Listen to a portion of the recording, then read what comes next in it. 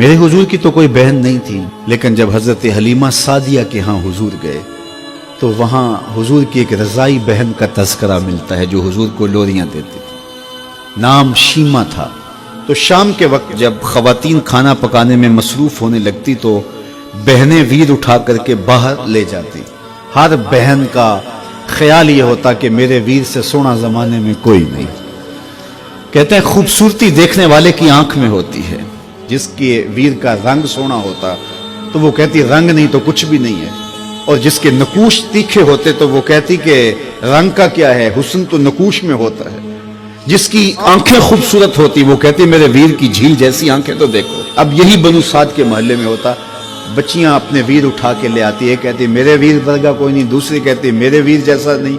इतने में हजरत शीमा अपना वीर मोहम्मद उठा के ले आते और दूर से कहते नहीं मेरा वीर भी आ गया, तो सबके सर झुक जाते, तो कहते नहीं नहीं नहीं नहीं शीमा तेरे वीर का मुकाबला तो नहीं ना, हम तो आपस में बात कर रही हैं।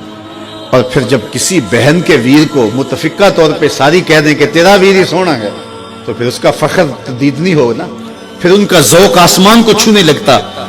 इब्ने हश्शाम सीरत की सबसे पहली किताब, उसमें ये वाक़या लिखा है कि फिर हज़रत शीमा हुजूर को अपनी आगोश में लेकर समेटती और फिर चूमती और फिर वो लोरी देती, और वो लोरी के लफ्ज भी लिखे हैं, रब्बना अब के लना मुहम्मदा हत्ता अराहु याफियम व अमरदा, अल्लाह मेरे वीर मोहम्मद को सलामत रखना।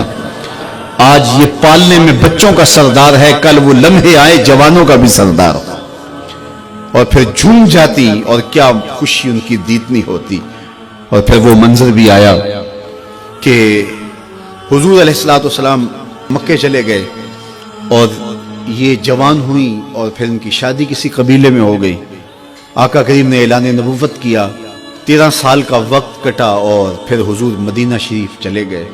जब गज़ावात का सिलसिला शुरू हुआ तो जिस कबीले में शीमा का निकाह हुआ था उस कबीले में मुसलमानों के साथ टकराव हुआ तो अल्लाह ने मुसलमानों को फतह अता कर दी। तो इस कबीले के लोग कैदी होके हुजूर अलैहिस्सलातु वस्सलाम के गुलामों के हाथों गिरफ्तार हैं। तो ये अपने कैदियों को छुड़ाने के लिए कबीले के सरदार एक एक घर से फिदिये के लिए रकम जमा कर रहे हैं। चलते चलते शीमा के घर भी पहुंचे जो कि एक उम्र का हिस्सा गुजार चुकी थी, और जाके कहा कि इतना हिस्सा आपका भी आता है। कहा किस लिए? कहा वो जो लड़ाई हुई है इतने हमारे बंदे गिरफ्तार हो गए तो उनको छुड़ाना है।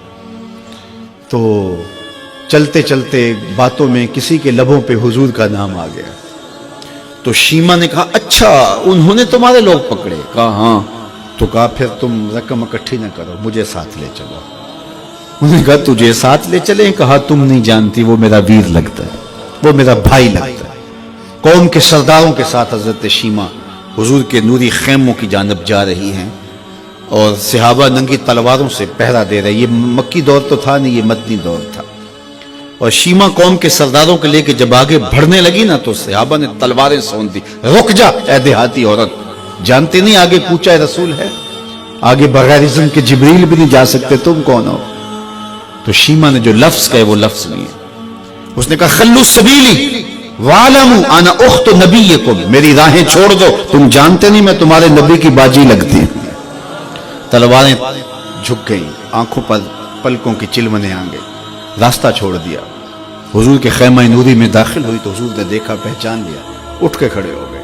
फरमाया बहन कैसे आना हुआ? आपके लोगों ने हमारे कुछ बंदे पकड़े, छुड़ाने आई। तो फरमाया बहन तूने जहमत गवारा क्यों की? तू पैगाम भेज देती मैं यूं ही छोड़ देता, लेकिन तुम आ गई हो, अच्छा हुआ मुलाकात हुई। फिर हुजूर ने कैदियों को छोड़ने का ऐलान किया और कुछ घोड़े और चंद जोड़े हजरत शीमा को हुजूर ने तोहफे के तौर पे दिए। वीरों के दरवाजे पर बहनें आए तो वीर खाली तो मोड़ा नहीं करते, तो हुजूर ने बहुत कुछ अता किया। और फिर रुखसत करने खैमे से बाहर आए तो सहाबा की जमात मुंतजर थी। फरमाया सहाबा जब मैं कैदी छोड़ा करता हूँ मेरी आदत तुम्हें मालूम है कि मैं पहले तुमसे मुशावरत किया करता हूँ। आज ऐसा मौका आया कि मैंने तुमसे मुशावरत भी नहीं की और कैदी भी छोड़ दिए। कहा जो चाहें आप करें, लेकिन क्यों मुशावरत नहीं फरमाई हुजूर? अगर इरशाद फरमा दें। तो फरमाया इसलिए कि मेरे दरवाजे पे मेरी बहन आ गई थी। कोई लाओ तो सही जमाने में ऐसा, कोई लाओ तो सही जमाने में یہ جمال اور یہ حسن اور یہ کمال رکھنے والا، تو پھر کیوں نہ ہم اپنی ساری زندگی اس آقا کے نام لگاتے ہیں۔